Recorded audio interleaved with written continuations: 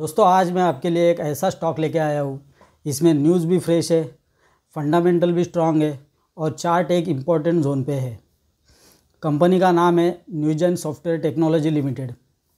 ये stock IT sector का है और रिसेंट में इन्होंने एक नया ऑर्डर जीता है जो ग्रोथ के लिए एक पॉजिटिव ट्रिगर बन सकता है। इस वीडियो में हम देखेंगे इसका फंडामेंटल डेटा, चार्ट एनालिसिस और साथ ही न्यूज़ का इम्पैक्ट। तो दोस्तों चलिए अब सीधे चलते हैं स्क्रीनर पे और देखते हैं कंपनी का डिटेल फंडामेंटल डेटा।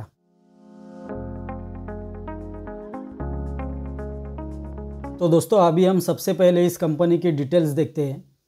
स्क्रीनर पर ज़्यादा जानकारी नहीं है अबाउट सेक्शन में, इसलिए मैं मनी कंट्रोल वेबसाइट के अबाउट सेक्शन की डिटेल बताता हूँ। तो कंपनी का नाम है न्यूजेन सॉफ्टवेयर टेक्नोलॉजी लिमिटेड। ये एक ग्लोबल सॉफ्टवेयर कंपनी है जो आईटी प्रोडक्ट और डिजिटल ट्रांसफॉर्मेशन सेक्टर में काम करती है। बिजनेस मॉडल सिंपल है। कंपनी सॉफ्टवेयर डिज़ाइन और डेवलपमेंट करती है और end to end software solution provide करती है। ये सॉल्यूशंस कवर करते हैं पूरा spectrum, workflow automation, document management और इमेजिंग तक। न्यूजेन का बिजनेस मेनली है बीपीएम वर्कफ्लो, ईसीएम कंटेंट और लो कोड एप्लीकेशंस। कंपनी का major clients banks, insurance, NBFCs और लार्ज इंटरप्राइजेज है। कंपनी का ग्लोबल फुटप्रिंट स्ट्रॉन्ग है। 40 से ज़्यादा कंट्रीज़ में 800 इंस्टॉलेशंस हो चुके हैं। इसको इंडस्ट्री में रिकॉग्निशन भी मिला है। फ्रोस्ट एंड सलियन और आईडीसी ने ग्लोबल लीडर बोला है। अवार्ड्स में भी नाम है। CNBC TV 18 emerging India award 2008 जीता था। तो अब देखते हैं इस कंपनी से जुड़ी न्यूज़ क्या आई है। ये स्क्रीनशॉट मैंने BSC इंडिया के वेबसाइट से डाउनलोड किए हुए PDF का है। तो दोस्तों कंपनी को एक नया परचेस ऑर्डर मिला है एक ऑनरेबल कोर्ट के स्टेट लेवल प्रोजेक्ट के लिए। इस ऑर्डर की टोटल वैल्यू 73.12 करोड़ है। ऑर्डर का नाम है पेंडिंग डिस्पोज्ड जुडिशियल और एडमिनिस्ट्रेटिव रिकॉर्ड्स का स्कैनिंग और डिजिटाइजेशन टंकी बेसिस पर। यह कॉन्ट्रैक्ट डोमेस्टिक है, मतलब इंडिया का प्रोजेक्ट है, इंटरनेशनल नहीं। प्रोजेक्ट ड्यूरेशन होगा 2 years. Work nature scanning and digitisation services. Company ने क्लैरिफाई किया है कि प्रमोटर ग्रुप का कोई पर्सनल इंटरेस्ट नहीं है इस डील में, मतलब डील बिल्कुल क्लीन एंड ट्रांसपेरेंट है। ये डिस्क्लोजर सेबी के रेगुलेशन 30 के अंडर दिया गया है। न्यूज पब्लिश होने की ऑफिशियल डेट 26 अगस्त 2025 है। अब बात करते हैं फंडामेंटल्स की, जहां हमें पता चलेगा कि कंपनी की फाइनेंशियल स्ट्रेंथ कैसी है। तो चलते हैं स्क्रीनर पर। Market cap. कंपनी का मार्केट कैपिटलाइजेशन लगभग 12,513 करोड़ का है, जो दिखाता है कि ये एक मिड कैप कंपनी है जो अपने सेक्टर में एक स्ट्रॉन्ग पोजीशन बना के चल रही है। ROE 22.5% है, जो एकदम स्ट्रॉन्ग है। ROC 28% है, मतलब कंपनी एफिशिएंटली कैपिटल यूज कर रही है। डेट टू इक्विटी सिर्फ 0.04 है, मतलब कंपनी ऑलमोस्ट डेट फ्री है। करंट रेशियो 2.64 है, मतलब शॉर्ट टर्म लिक्विडिटी स्ट्रॉन्ग है। ऑपरेटिंग प्रॉफिट मार्जिन 25% है, जो इंडस्ट्री के हिसाब से हेल्दी है। नेट प्रॉफिट मार्जिन 20% के आसपास है, जो स्टेबल प्रॉफिटेबिलिटी दिखाता है। पीई रेशियो 39 है, जबकि इंडस्ट्री पी 29 है, मतलब थोड़ा प्रीमियम वैल्यूएशन पे चल रहा है। प्राइस टू बुक वैल्यू 8.25 है, जो हाई है। डिविडेंड यील्ड 0.56% है, मतलब कंपनी थोड़ा डिविडेंड भी देती है। अब दोस्तों रेशो से हमें कंपनी की ओवरऑल फाइनेंशियल स्ट्रेंथ का आइडिया मिल गया। अब चलिए देखते हैं कंपनी के क्वार्टरली और ईयरली रिजल्ट का परफॉर्मेंस। दिसंबर 2024 में कंपनी की सेल्स 381 करोड़ थी। उसके बाद मार्च 2025 में सेल्स 430 करोड़ हो गई, मतलब क्वार्टर ऑन क्वार्टर 12% की स्ट्रॉन्ग ग्रोथ दिखाई। लेकिन लेटेस्ट जून 2025 क्वार्टर में सेल्स 321 करोड़ हो गई, मतलब सिक्वेंटली गिरावट आई है। ऑपरेटिंग प्रॉफिट दिसंबर 2024 में ऑपरेटिंग प्रॉफिट 108 करोड़ था, जो मार्च 2025 में 137 करोड़ हो गया, स्ट्रॉन्ग जंप। लेकिन जून 2025 में ऑपरेटिंग प्रॉफिट सिर्फ 45 करोड़ रहा, मतलब मार्जिन्स पे प्रेशर दिख रहा है। नेट प्रॉफिट दिसंबर 2024 में नेट प्रॉफिट 89 करोड़ था, जो मार्च 2025 में 108 करोड़ हो गया। लेकिन जून 2025 में प्रॉफिट सिर्फ 50 करोड़ रहा, मतलब क्वार्टर ऑन क्वार्टर गिरावट हुई है। ऑपरेटिंग मार्जिन दिसंबर 2024 में 28% था, मार्च 2025 में और स्ट्रांग होकर 32% तक गया, लेकिन जून 2025 में मार्जिन 14% पे आ गया, मतलब प्रॉफिटेबिलिटी में गिरावट। अभी देखते हैं year on year result. Company का सेल्स पिछले 3 साल से लगातार स्ट्रांग ग्रोथ दिखा रहा है। मार्च 2023 में सेल्स 974 करोड़ थी, मार्च 2024 में 1244 करोड़ हो गई और मार्च 2025 में 1487 करोड़ तक पहुंच गई और टीटीएम में सेल्स और आगे बढ़कर 1493 करोड़ हो गई। ये अब तक की सेल्स है, ये मार्च 26 तक और बढ़ेगी। नेट प्रॉफिट भी स्टेडली इंप्रूव हुआ है। मार्च 2023 में 177 करोड़, मार्च 2024 में 252 करोड़ और मार्च 2025 में 315 करोड़। टीटीएम के हिसाब से नेट प्रॉफिट थोड़ा और इंप्रूव होके 317 करोड़ हो गया है। ऑपरेटिंग प्रॉफिट मार्जिन स्टेबल है और स्ट्रांग लेवल मेंटेन कर रहा है। 2023 में 22%, 2024 में 23% और 2025 में 25%। टीटीएम में भी ओपीएम 25% के आसपास ही बना हुआ है। ईपीएस भी लगातार बढ़ रहा है। 2023 में 12.64, 24 में 17.93, 25 में 22.26। टीटीएम में ईपीएस और इम्प्रूव होके 22.51 तक पहुंच गया है। अब देखते हैं सीएजीआर। 5 साल का प्रॉफिट ग्रोथ 33% रहा है, जो इम्प्रेसिव है। 5 साल का सेल्स ग्रोथ 18% है, स्टेडी ग्रोथ दिखाता है। कंपाउंडेड प्रॉफिट ग्रोथ 5 साल का 33% और 3 साल का 24% रहा है। कंपाउंडेड सेल ग्रोथ 5 साल का 18% और 3 साल का 24% है। अब देखते हैं बैलेंस शीट, जहां से कंपनी की ओवरऑल फाइनेंशियल हेल्थ समझ में आती है। रिजर्व ग्रोथ, कंपनी के रिजर्व लगातार बढ़ रहे हैं। मार्च 2023 में 913 करोड़ थे, मार्च 2024 में 1084 करोड़ हो गए और मार्च 2025 में 1376 करोड़ तक पहुंच गए। ये दिखाता है कि कंपनी अपना प्रॉफिट रिटेन करके बैलेंस शीट को स्ट्रांग बना रही है। बोरोइंग्स ट्रेंड, बोरोइंग्स बहुत ही कम है।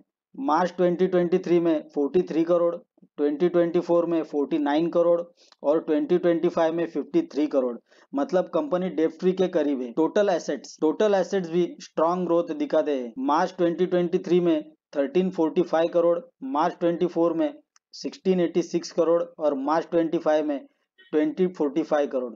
ये क्लियर साइन है कि कंपनी की ओवरऑल फाइनेंशियल पोजीशन मजबूत हो रही है। बैलेंस शीट देख लिए दोस्तों। अब एक इम्पोर्टेंट चीज है कैश फ्लो, जहां से कंपनी की असली लिक्विडिटी और पैसा जनरेट करने की कैपेसिटी समझ आती है। ऑपरेटिंग कैश फ्लो, कंपनी का ऑपरेटिंग कैश फ्लो हेल्दी है। मार्च 2023 में 136 करोड़ था, 2024 में 281 करोड़ तक जंप किया और 2025 में 215 करोड़ है। ये दिखाता है कि बिजनेस अपने कोर ऑपरेशन से कंसिस्टेंट कैश जनरेट कर रहा है। फ्री कैश फ्लो, स्क्रीनर पे फ्री कैश फ्लो अलग से नहीं दिया है, लेकिन ऑपरेटिंग कैश फ्लो पॉजिटिव और स्ट्रांग है, तो इनडायरेक्टली ये कंपनी के लिए पॉजिटिव है।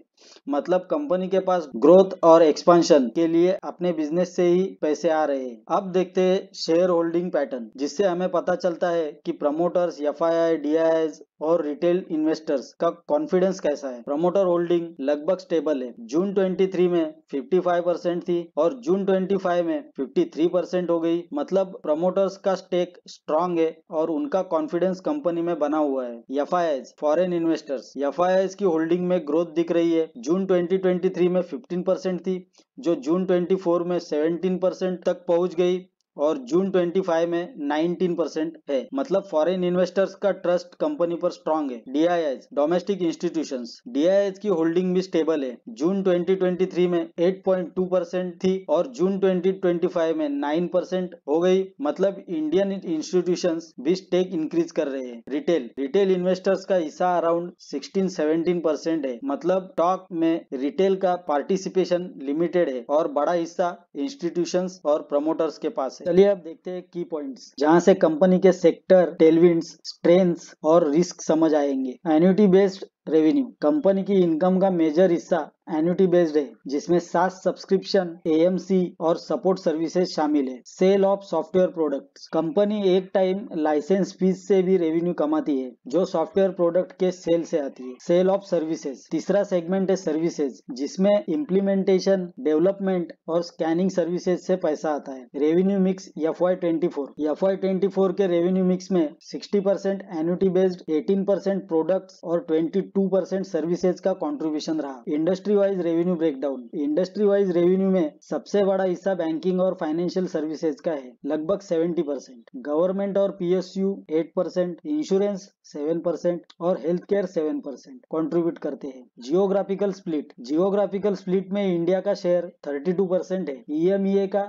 35%, USA का 21% और एपेक का 12% है। International footprint. कंपनी का ग्लोबल प्रेजेंस स्ट्रॉन्ग है, 530 प्लस कस्टमर्स, 73 कंट्रीज और FY24 में न्यूयॉर्क और सऊदी अरेबिया में नए ऑफिसेस खोले गए। Newgen 1 platform. कंपनी का AI बेस्ड यूनिफाइड प्लेटफॉर्म है न्यूजेन 1, जो वर्कफ्लो और कंटेंट सर्विसेज के लिए यूज होता है। क्लाइंटेल। FY24 में कंपनी का क्लाइंट बेस 65 मिलियन तक पहुंच गया। टॉप 5 क्लाइंट्स से 19% रेवेन्यू आता है और सिर्फ एक साल में 51 नए क्लाइंट्स ऐड हुए हैं। Patent portfolio. R&D एक्टिविटी भी स्ट्रॉन्ग है। FY24 में 45 पेटेंट फाइल हुए और 24 ग्रांट हुए। कंपनी अपनी रेवेन्यू का 9% R&D पे इन्वेस्ट करती है। अब दोस्तों फंडामेंटल्स और न्यूज़ देख लिए, अब चलते हैं चार्ट पर और देखते हैं कि इस स्टॉक का टेक्निकल सेटअप कैसा बन रहा है।